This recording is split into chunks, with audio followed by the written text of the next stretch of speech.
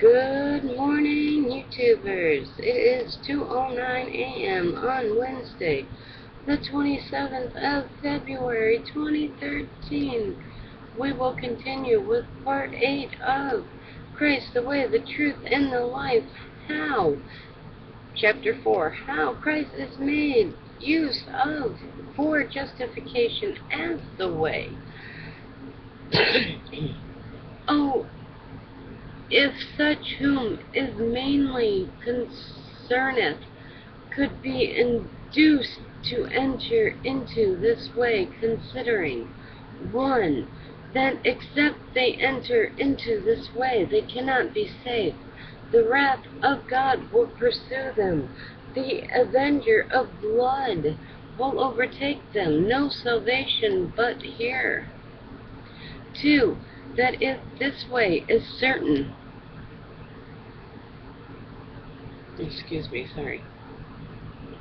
but in this way is certain salvation, this way will infallibly lead to the Father, for he keepeth in the way and bringeth safe home. Exodus 23:20. Again, I use parallel translation, which is the New International Version, copyright 1984. That's the one I normally use. If by any chance I use a different one, I will let you know which version it is. Exodus 23:20 states, "See, I am sending an angel ahead of you to guard you along the way, and to bring you to the place I have prepared." 3. 'Tis the old path in the good way. Jeremiah 6:16 states, "This is what the Lord says. Stand at the crossroads and look. Ask for the ancient path. Ask where the good way is, and walk in it, and you will find rest for your souls. But you said, we will not walk in it." All the saints have the experience of this who are already come to glory. And number 4, it is a highway and a way of righteousness, wherein is very full swath. They shall not wander. Isaiah 35:8-9, English Standard Version. And a highway shall be there, and it shall be called the way of holiness. The unclean shall not pass over it. It shall belong to those who walk on the way. Even if they are fools, they shall not go astray. 9. No lion shall be there, nor shall any ravenous beast come up unto it. They shall not be found there, but the redeemed shall walk there. And if the weak walk in it, they shall not faint.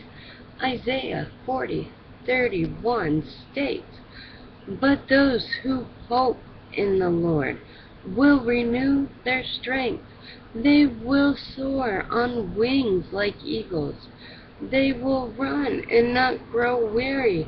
They will walk and not faint." Number 5. That except this be done, there is no advantage to be had by him, his death and all his suffering, as to those persons that will not believe and enter into him, as the way to the Father are in vain.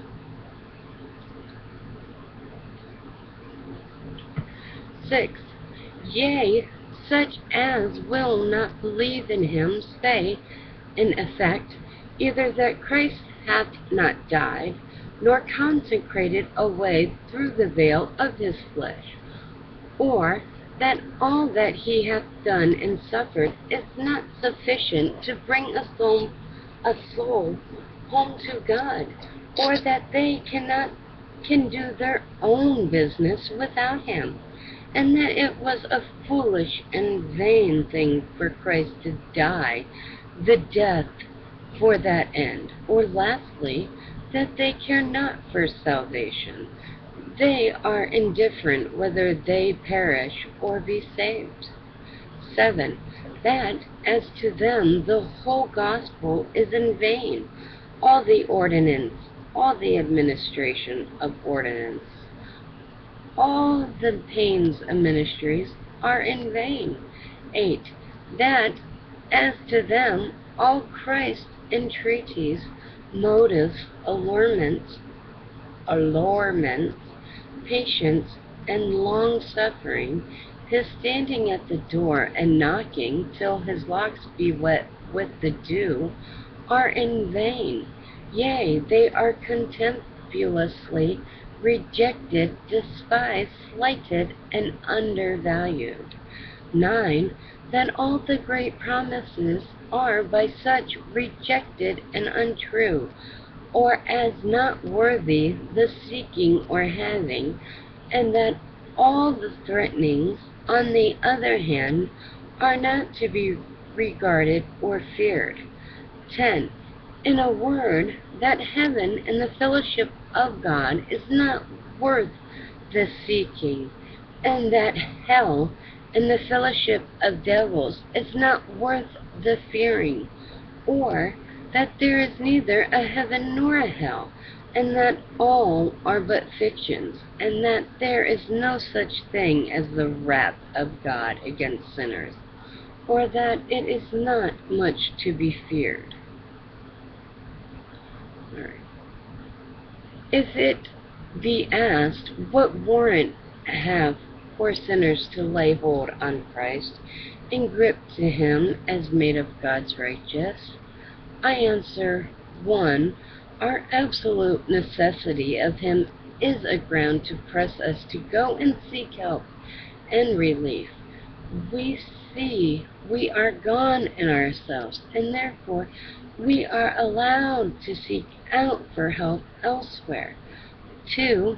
Christ's all-sufficient furniture, whereby he is a qualified mediator, fitted with all necessaries for our case and conditions, having laid down a price to the satisfaction of justice, and a sufficient invitation for us to look toward him for help and to wait at the door. 3.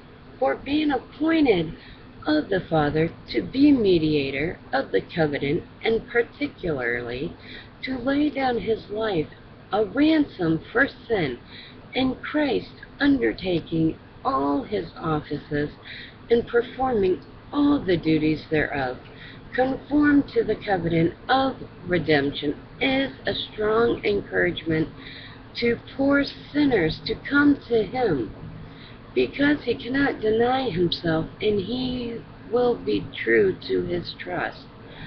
4. The Father's offering to him to us in the gospel, and Christ inviting us who are weary and heavy laden, yea, calling and commanding such to come to him in his own, and in his Father's name, under the pain of his and his Father's wrath and everlasting displeasure, exhorting further.